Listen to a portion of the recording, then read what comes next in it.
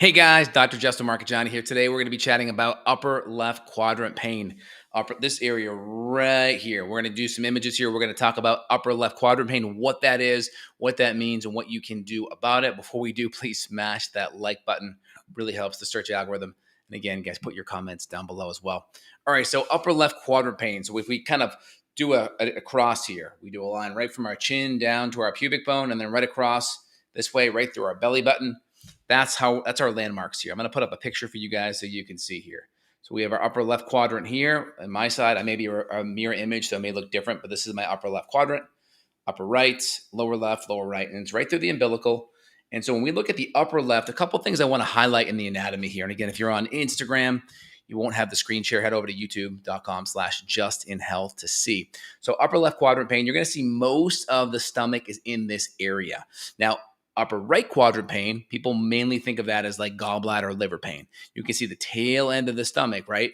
Tail end of that stomach into the duodenum, the first part of the small intestine, could hit that upper right-hand quadrant. Most people think of the upper right quadrant as just going to be gallbladder, but you could have, just when you cross that line there in the tail middle, you could have a little bit of the duodenum, first part of the small intestine, and a little bit of your end of your stomach.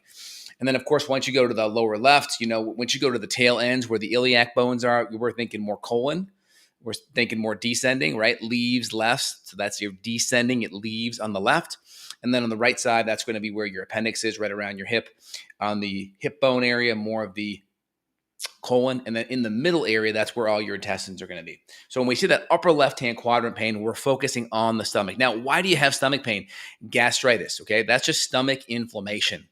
The tissue is thin, the tissue is inflamed. A lot of times with gastritis, there may be that worn down gut lining. A lot of times there may be actually low stomach acid with gastritis, which is interesting, right? Because people think of gastritis, they think lots of acid, lots of irritation. There has to be a lot of acid going on, right? A lot of times that may not be the case. We may have low levels of stomach acid. And what happens? The food ferments, it putrefies, it rancidifies, and essentially rots in your stomach. And that rotting can create its own acids. Plus, when we don't have adequate levels of stomach acid, that esophageal sphincter, which is the sphincter that goes right from the top part of the stomach into the esophagus, that has to tighten. If that sphincter does not tighten, then a lot of that acid can rise up. Guess what one of the big feedback signals for that esophageal sphincter to tighten? Guess what it is? Think right now for a second. Put your comments down below. It's actually acid. So we need good acid levels to actually get that esophageal sphincter to work. That's super important. And then once we have that good acid levels, the good acid levels activate enzymes. Enzymes are pH specific.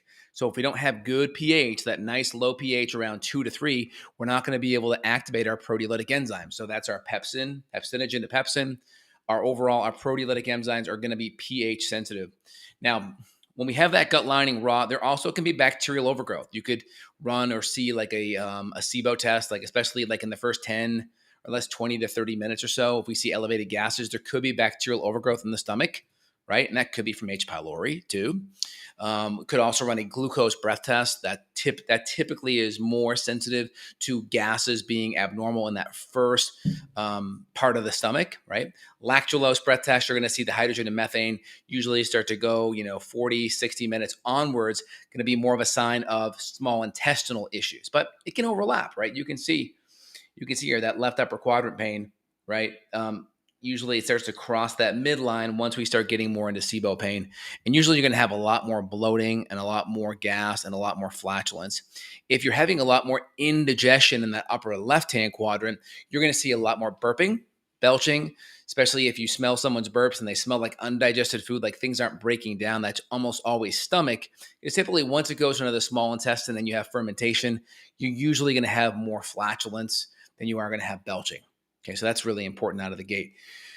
And the next thing is, if you lie down at night, do you have gastroparesis? A lot of times with this gastritis kind of feeling, the food can sit in there too long. And the longer that food sits in, it can irritate the mucus layer on that gut lining, on that gastric lining, and it can weaken it. Obviously, when you go flat at night too, if there's gastroparesis, gastroparesis is essentially like paralysis, slowing motility that starts typically in the stomach, and that food sits longer. So when you eat and then you go horizontal, let's say you eat at 7, you go horizontal, i.e. go to sleep at 10, that food may still be in your stomach, and that could come back up on you and actually burn your esophagus. So an easy tell on that one is just get a 15-degree, 20-degree wedge pillow, or you can just prop your pillow up and give yourself a little bit of incline. That will keep your acid and your enzymes or your acid down a little bit and off that mucosal tissue here, right? The esophageal tissue, it's normally going to be squamous, and that tissue will actually thicken up and turn into columnar tissue when there's lots of acid. That's known as Barrett's esophagus. So that's one thing you want to look out for when you have that upper left-hand quadrant pain, is that esophageal burning that can sometimes extend into that left-hand quadrant. Really important. Outside of just like your typical gastritis and stomach issues and esophageal issues, obviously you could have costochondritis, which is going to be rib issues, rib pain. The big tell on that is going to be, it feels like someone's sticking a knife in your chest when you're breathing. Someone's sticking a knife in your chest or in your back when you're breathing. And there could be a rib subluxation issue going on with that. That could be one. It could just be the cartilage is inflamed from some kind of exercise or movement you're doing. Obviously, we have our straight up heart pain, our angina, right? We can go to the ER and we can get like a troponin test done or an EKG. Troponin's going to look at heart tissue. You can also run an AST as well. AST, different isoenzymes of AST and troponins are helpful to really isolate whether or not we have heart muscle being broken down. That's helpful as well. Those would be the big ones in that area. I mean, you got your spleen a little bit on the side. That's typically not going to inflame unless you got really hit or fell, and there could be a rupture. But the big issue are going to be on the stomach, right? And so the big things you have to look at, what are the irritating foods? The irritating food. So coffee can sometimes be irritating because it's a kind of a paleo. People like coffee, right? So that could sometimes be irritating. Sometimes a lot of the nightshades in the tomato sauce can be very irritating. That can be a big one too. Gluten, of course, is going to be a big one. Dairy or the casein in dairy will be a big one as well. So those are good things to look out for as well. Other foods, of course, like any of your processed grains, processed flour, processed fats, those are all good things you want to look at because anything that's going to be inflammatory can weaken that gut lining. Now, what do you want to do? So out of the gates, you want to look at the irritating, agitating foods that could be throwing you off, and you want to pull those foods out. That's going to be big out of the gate. Next, I would say is you want to look at healing, soothing nutrients. So my top ones are going to be bone broth's going to be excellent, or collagen peptides, which are, again, really high in glycine. The enterocytes that are the cells that line the gut lining or the intestinal lining. Enterocytes, I think, are going to be more small intestine. It's going to be more probably like the gastrocytes that really going to line that gut lining. They require lots of glycine.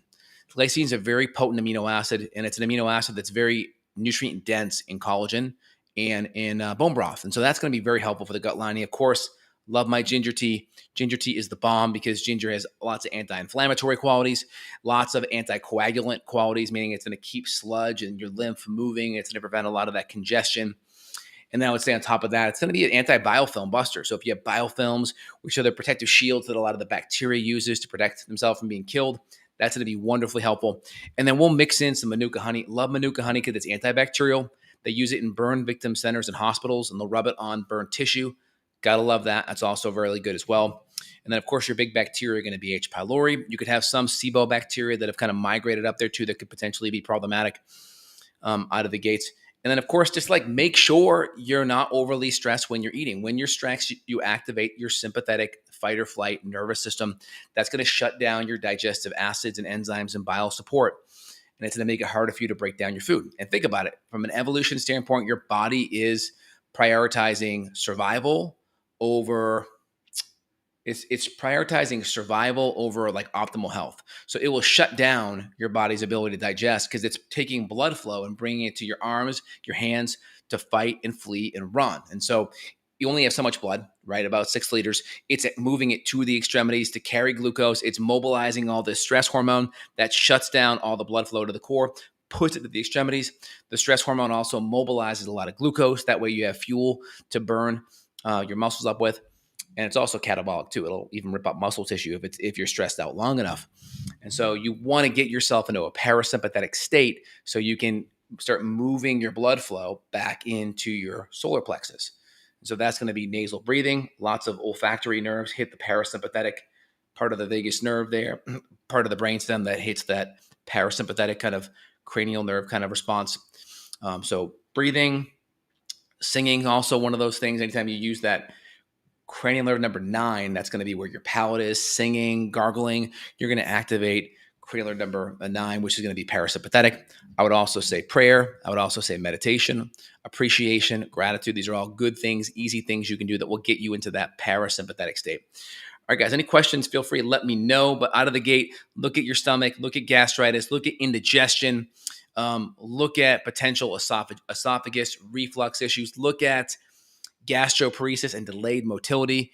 Look at the foods that are going to be driving it. Look at inadequate levels of enzymes, inadequate levels of acids, bile salts, all going to be very, very important things out of the gate. And you could have things like H. pylori, which does burrow in like it's a helico shape. So it will literally corkscrew into the stomach lining. That can be problematic. Half the population has it and can be a pain in the butt. And then, of course, just your general bacterial overgrowth. And then usually the SIBO or fungal overgrowth starts to happen once you get more into that in that small intestine. But you can see here that tail end of the upper right quadrant does kind of overlap there. All right, guys, hope you enjoyed today's video. If you did, let me know. Comments down below. Again, if you want to reach out, coordinates down below for myself and my team. We're happy to help you guys out worldwide on the functional medicine support side if you want to dive in and get to the root of what's happening with your own health. All right, guys, Dr. J here. Have an awesome night. Take care, y'all. Bye now.